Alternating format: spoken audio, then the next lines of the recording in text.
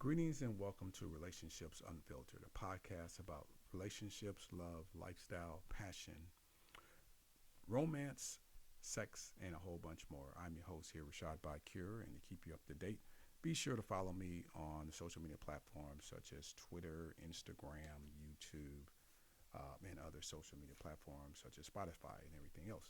So today I am presenting my first show ever, and I'm hoping you folks will get a little bit out of it. This is going to be a work in progress show, so know that, and the rest of them are going to be a lot better, trust me. But first and foremost, this show is intended for adult audiences, so you know that. So it's going to have a lot of good stuff in it to win it, so you know.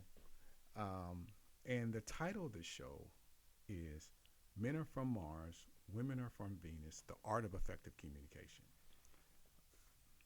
which I think is really important for us to have a discussion about. Why is that?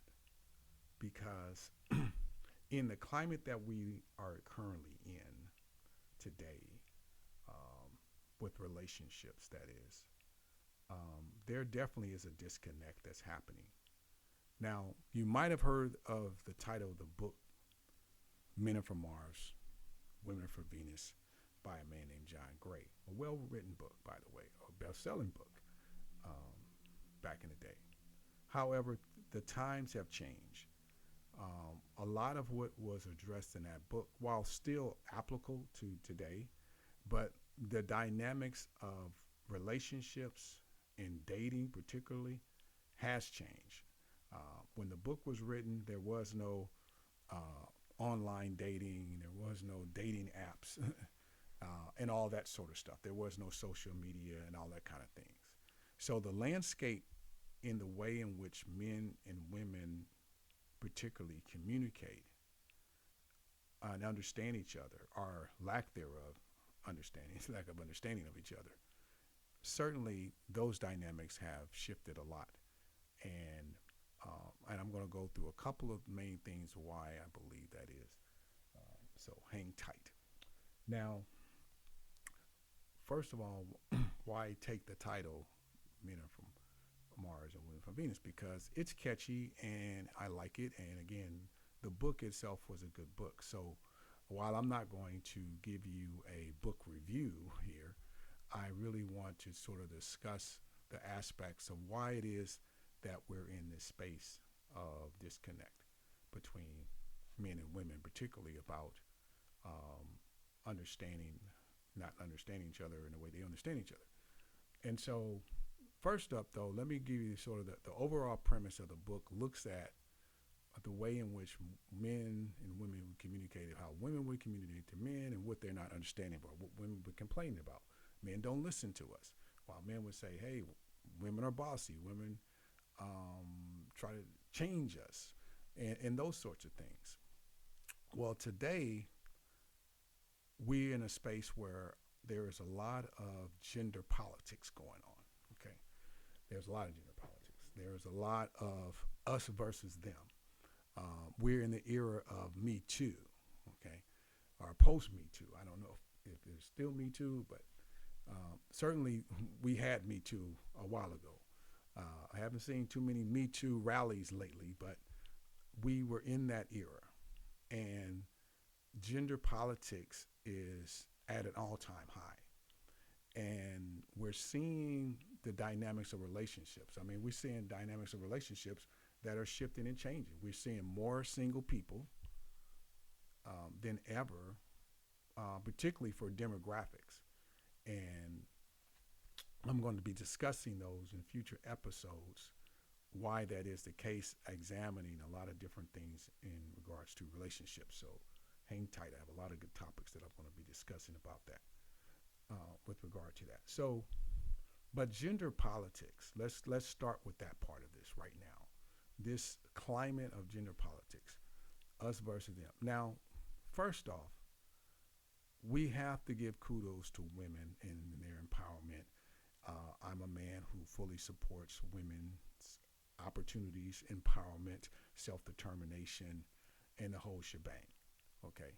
However, what I don't like is this space where it's this us versus them mindset, where you have, to the furthest degree, misandrous folks out there, men haters, okay, to say the least. And what we need to clearly understand is that being on this planet, neither one of us is going anywhere, okay?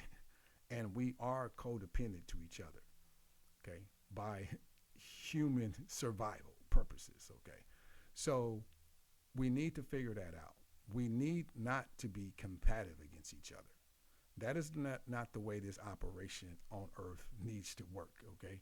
We need to understand that we should be trying to work together, have understanding about each other, and in the dynamics of those relationships, those personal relationships where you have men and where you have women, then you have to figure it out.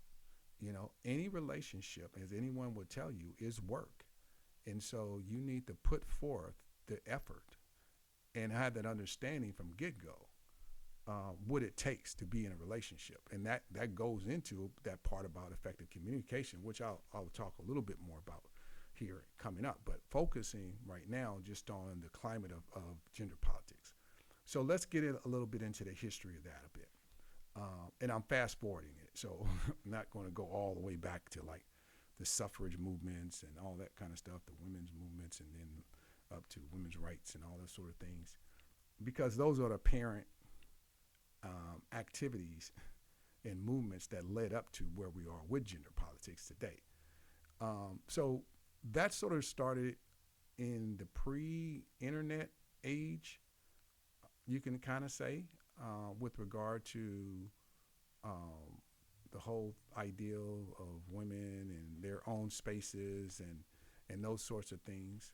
And it really kind of hit men by surprise, I think. I don't think a lot of guys were anticipating this war front on us until it sort of hit us in the face. And granted that us men, we do have work to do. You know, I won't lie about that. We do have a lot of work to do on ourselves. And that's a whole nother conversation too that we can get into. But to understand it from get-go, the dynamics between men and women should not be adversarial, okay?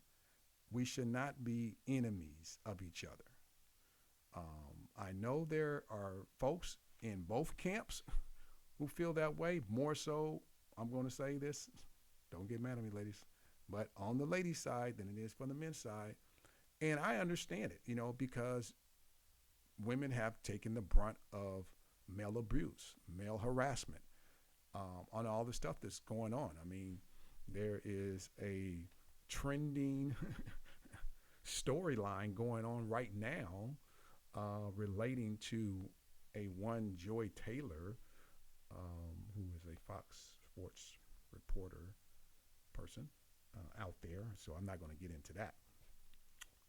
But it deals with that the very thing of a woman being put in a situation, compromised situation, just to say the least of that. You can do your own research about what that story is. Now, but the whole culture of this gender politics really kick-started itself, I would say, in the 2000s. So again, in the internet age. Prior to that time, if you watch popular culture and movies and music and all that stuff, things seem to be going along pretty well. Now, I'm not going to say fully that everything was peachy glory either, because certainly women have always been taken advantage of, as they still are in certain situations today. They're, you know, and this is what we're dealing with. So a lot of it, if we can say, starts through victimization, okay? Now, herein lies part of the problem with that, because in our current culture, there is just a floodgates of victimization. Everyone in the grandma out there is waving their flag about being a victim of something. And that's not to discount that folks are not a victim. I talk about victimology classes, and we deal with that legitimately, that people are victims, sure, but there is also a type of exploitation of that victimization too. So this whole agenda of men versus women need not be that way. You know, sadly it is, but it need not be that way. And for the most part, most women are not trying to attack men. They're trying to be combative against men. They certainly want to stand up for themselves, but that in and of itself doesn't mean they have to be combative. And we have to view each other as enemies. We should not be doing that. We should be looking at each other with respect and as human beings and understand our vital roles to each other. And whatever situation, whatever your orientation is, and all that other stuff that goes along with that, um, with respect to us as people. So to me, this is the bigger talking point to where we are with men are from Mars and women from Venus today in a 2.0 era, not so much about the interpersonal stuff that John Gray talks about in his book. But what I look at it as is the way in which we should be addressing it from the standpoint that not adversarial, that men are only trying to be men, a lot of men, because there is an assault on masculinity. There's been a host of different discussions on that online and in social media spaces and et cetera about this attack on what is it called, male toxicity or something like that going on, toxic males and all this other stuff. Well, is being a man a threat to anybody? Just being a man, though? No, it's not. And it should not be viewed that way. And whatever characteristic or expression of a man that is, it shouldn't be a threat.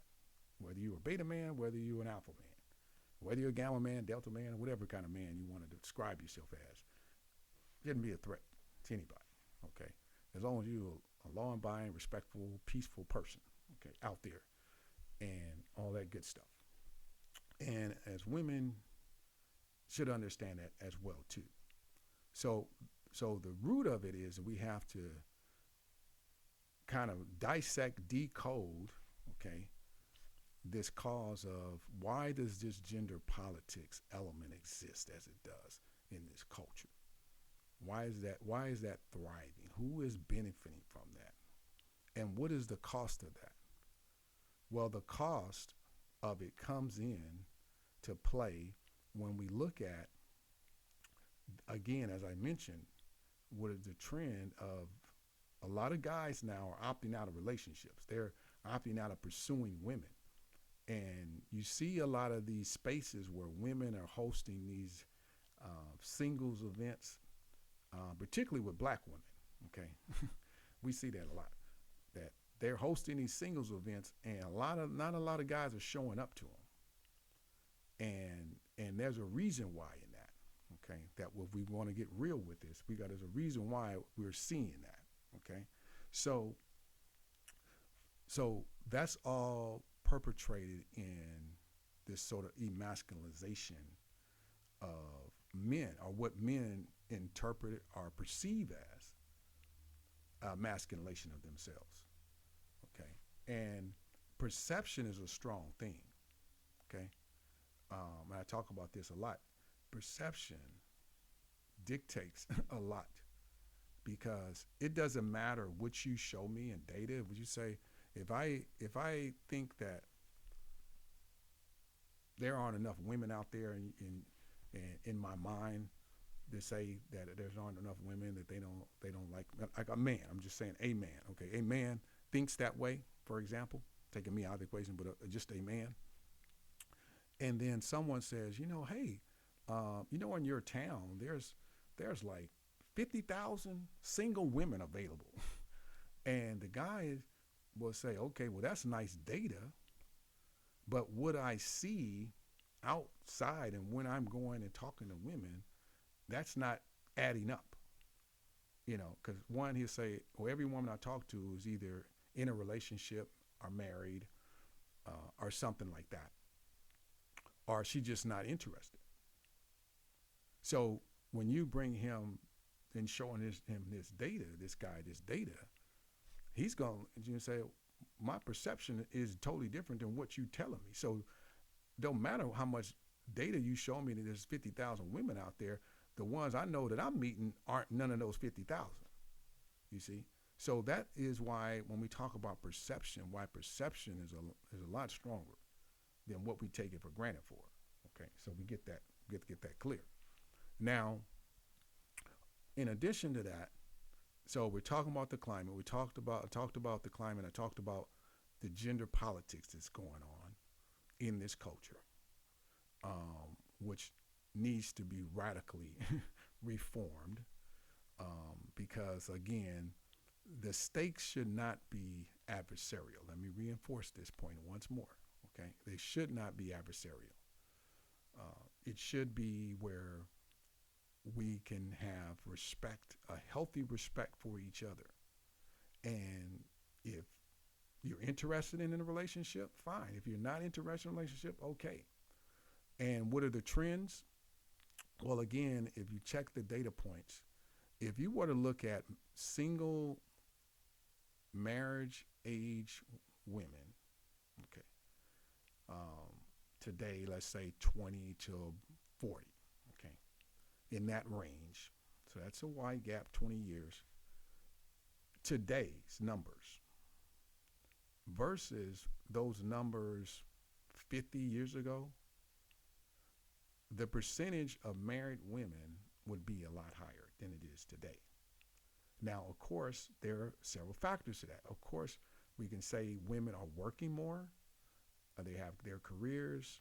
They're putting off marriage. They're putting off having children. And they're choosing to be single.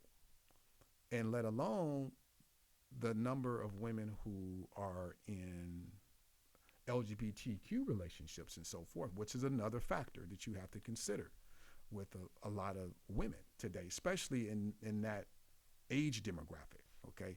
So you have to think about that. Now, looking at those numbers and then the fact that what a lot of men are going through right now is that they are opting out of pursuing women today. And that's a disturbing trend too. In America, we're talking about here, where a lot of guys are just deciding, hey, it's not worth it. I don't want to have to go through all this stuff with trying to get a date or just talk to a woman, because it seems as if, again, by perception, it seems as if what's happening out there is, again, a guy who's trying to be a nice guy is just called a simp, right? So if you try to be nice to a gal, then she either take advantage of you, and then you get played like a simp, and then she'll talk about you like, well, this guy, he's like this. Now, here's another funny thing that comes into play with all this stuff again.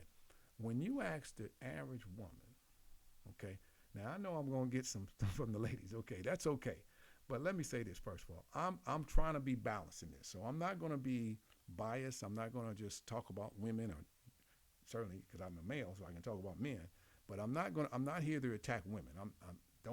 Don't get it twisted with that. I'm not here to attack women. I'm trying to be balanced. I'm trying to lay out both sides to be clear in what I'm going to be doing. So let me just kind of refresh that part of this so people can understand where I'm coming from with my talking points here, okay?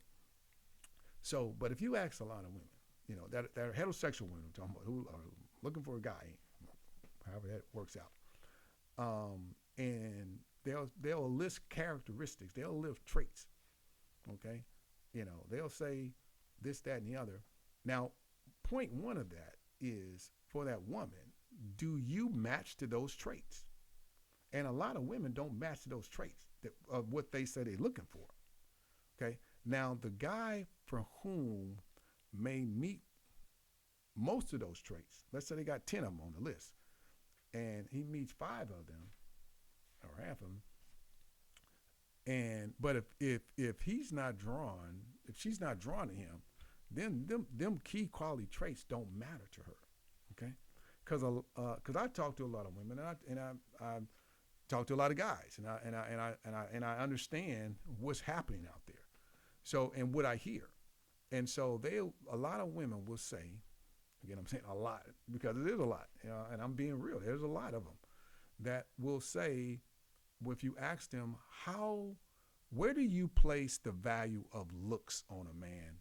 Like when you ask them, what are those qualities? What are the most important ones? Okay. So they'll give you these nice qualities. Oh, I just want a nice guy. Is he financially stable? Is he a listener? And he attentive? And they'll give you these nice quantitative qualities. And usually they downplay the looks part, right? Now, if this guy came along though, but on the looks department, he's about average or so, they won't even consider that guy. Most cases, I'm talking about somebody in public now. I'm not mentioning.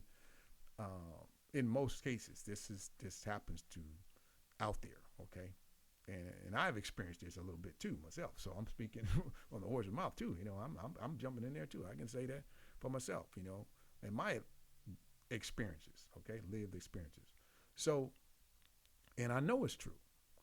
And so, but those qualities, so they'll overlook that. Because a lot of times where you have, when they talk about what they look for in a man, they like to downplay the looks, even though that's important. So, because men get shaded at, well, you're shallow. You're just looking at us just for our beauty and all these sort of things. Well, that's a part of the characteristic between men and women. Okay, beauty is one of a woman's best attributes. That is appealing, and that's in human nature. Not human nature. That's in nature in itself. And I'm talking about in the species of nature. Generally, the female is alluring to the males. Okay, in animal species all over the planet, all over the universe. So that's a beautiful thing. That's not nothing to now. It's not the only thing that we're gonna get into because, again, we're in an over-sexualized culture today too. I'm coming to that part, but sticking where I'm at here. So they will say a lot of times this, and this goes into this ineffective communication part too, because there's some misleading parts to that, because women will say, oh, yeah, like I said, I just want a nice guy, and this, which might be true. You do want a nice guy. You want a guy who's doing that. But the thing, what I'm saying is, you're not fully truthful to say that you want a nice looking guy with that. That's the point, and a lot of women. Now, there are some women who truly do not put looks that high, okay? They just want a basic, average-looking guy and all that other stuff, just as there are some men the same way. They don't really say they have to have a beauty queen or one of these Instagram model girls or something like that out there. They would like to just have a nice, decent woman who's got good qualities in her and all that other stuff. So in saying all that, then why is this disconnect? Because online and everything, we know online, folks is faking the funk on there. They are presenting themselves one way when they really want another way online. And that's why online dating is such a mess with the whole swipe right and all this other stuff. And it's so superficial because, as we know, people are always going to misrepresent themselves online in these social medias, and they're going to lie about their age. They're going to lie about what they do for work. They're going to lie about a lot of things, and the big one is they're going to lie about their body count, as we know, and that's a deep one. And sometimes don't even want to know that one especially these days. So so it gets into a lot of messy areas when you get to getting online with stuff, which is why the data points to that are worse than trying to meet somebody on your own in person. The old school is the best school. So just meet them on in person as best you can. But then that's problematic because a lot of times in these spaces, men and women aren't getting together the way they used to be able to talk. And you go into like you see a lot of these videos in the gyms, for example, where a guy now you can't even talk to a woman. You go into the gym. I don't talk to nobody when I go to the gym, hardly. A couple people I do, but for the most part, I just stick to myself. Just go in, get my workout, don't bother nobody, and I'm out. You know, and that seems to be the culture anyway, because I don't see the interaction between men and women in the gym the way I used to, and I've been going to the gym for a very long time. Different gyms throughout my gym exercise experience, and never have I seen it like this, where it's almost as if there's two passing ships of folks, and they don't interact hardly at all, and it's almost as if there's a type of mandate or something, a law. You men stay away, don't talk to women, because like I said, we've seen these videos where these guys they'll show these videos of a girl and a guy, and she'll call him out for looking at her body or something like that, and all that, and and guys gonna naturally look. Now it's one thing to look, then gawk. Now if you gawking and stalking and all that kind of stuff, okay, that's a whole nother thing. But if you just happen to look and notice someone, then a woman should just take that as him noticing her and all that, and in some sense a compliment to her. However, granted, if the guy is going a little bit shady and a little bit creepy, then I understand, and yeah, that's something else, and that's not acceptable whatsoever, in any situation, guy or girl doing that. And again, we have to lay all this stuff out there for everybody, okay? Whatever orientation, because this is not just dynamics that's dealing with straight heterosexual people. This is dealing with gay, LGBTQ folks, and the like. Everybody is fair game in all of this stuff, because you be in situations with guys on guys and girls on girls as well too, with these types of things that make someone feel uncomfortable, and all these sorts of things. So it happens because of people, irrespective of what your sexual orientation is. This is happening all over the place. So we got that part. Now, so again, I address that from the standpoint of, again, starting from gender politics, which, as you see in this climate today, is just run amok in so many different directions. Also, I talked about with regard to these spaces that have a lot of guys unwilling, retreating, okay, from going out and talking to women the way they used to. And at the same time, we're seeing trending numbers of people who are choosing to be single, which we haven't seen like that before. So unmarried, and then unmarried couples and all that sort of stuff. So the future generations, you're going to probably see, the demographics are correct, you're going to see the percentage of married people go down. We generally say it's about 50% of the population. So you're going to see a future population.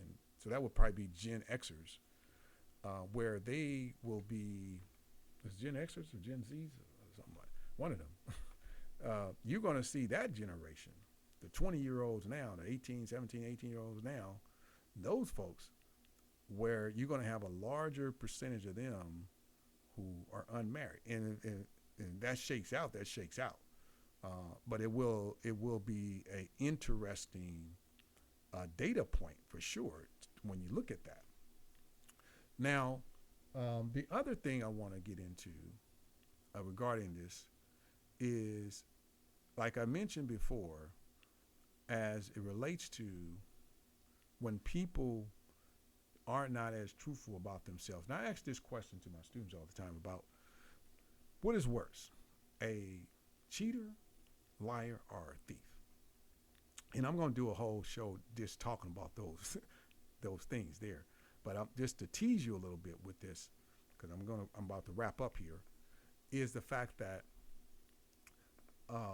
most people would say either a cheater or a thief. I mean, a liar. Excuse me. A cheater or a liar is worse.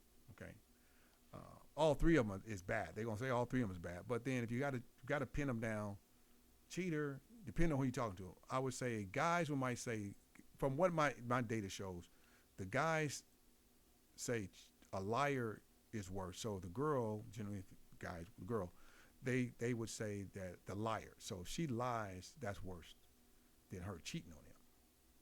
Now for the women though, the women generally say the cheater is worse to her than the liar. You know, because it's all one and the same to her. They don't compartmentalize that. They don't disassociate those things separately. They're one and the same. And I give this example to where, again, kind of going back with these half-truth stuff. So let's say a guy is married, okay, a guy and a girl is married, and he tells his wife, hey, I'm going out to, after work today, I'm going out with Charlie, and we're going to hang out and all this other stuff. Now, his wife would say, oh, yeah, okay, go out and hang out with Charlie and so and so. Now, the husband is truthful in that he's going to hang out with Charlie. What he is not, what he's withholding, and not so much he's not truthful, but what he's withholding is that Charlie is a female, okay? A female that he likes. We just add that in there. She doesn't know that. Now, so is he's withholding information by just not mentioning that Charlie, because the wife might assume that Charlie is a guy. Okay. Now he can have an extra matter of cheating with a guy too, but for this scenario, we're just saying that she's a female, and in that sense, would he be lying or cheating if he's not telling her who Charlie is? You know, and they're going to hang out on a regular basis. You know, think about that, because I'm gonna come back to that in a future show. I'm going to revisit that, so we're gonna dive into that. So I'm gonna leave these little teasers for you folks to munch on with regard to a lot of these topics and a lot of these little questions and a lot of these little talking points that I'm going to get into on this show. Okay. Now, to wrap up, I have another show that'll be coming out.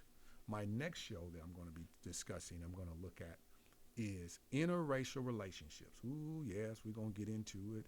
I'm going to come with you with some good stuff on that, okay? Because that's another hot topic that's out there. I'm going to be hitting them hard with a lot of these hot topics, so you stay tuned for that, because I'm coming in there strong with some smoke about interracial relationships. So I appreciate you folks tuning in to this show. That's my first inaugural show, because I'm going to be coming back with you with a lot of good stuff. So hang tight in there with me. And I appreciate all the support from my friends and followers and students and all these folks who have been long anticipated me putting out a show and talking about some things that's happening out there. So glad to have you join me for this segment of Relationships Unfiltered. Until next time, you folks enjoy, be well out there, and thanks again for supporting the show. Don't forget to hit the like button as well, those of you who are watching me on YouTube and all the other good stuff. Take care.